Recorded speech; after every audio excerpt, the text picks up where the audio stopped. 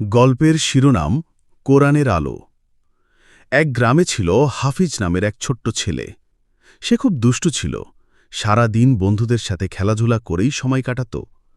পড়াশোনায় তার মন বসত না, আর নামাজ কিংবা কোরআন পড়ার দিকে তো তার কোনো মনোযোগই ছিল না। একদিন গ্রামের মসজিদের ইমাম সাহেব তাকে ডাকলেন। ইমাম সাহেব বললেন, হাফিজ, তুমি জানো কোরআন মানুষের জীবনের আলো। যেই এই কোরআনকে আঁকলে ধরে, আল্লাহ তার অন্তরে শান্তি দেন। তুমি যদি প্রতিদিন একটু একটু করে কোরআন পড়ো, তাহলে তোমার জীবন সুন্দর হবে।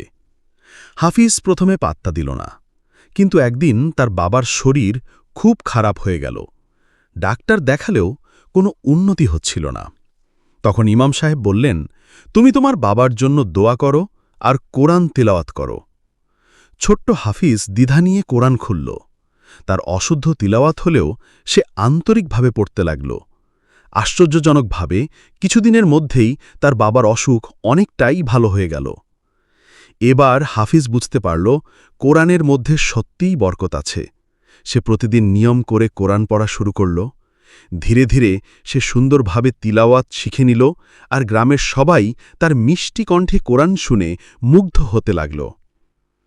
শিক্ষা: কোরআন শুধু পড়ার জন্য নয়, বরং জীবনকে আলোকিত করার জন্য নাজিল হয়েছে। যে মন দিয়ে কোরআন পড়ে, আল্লাহ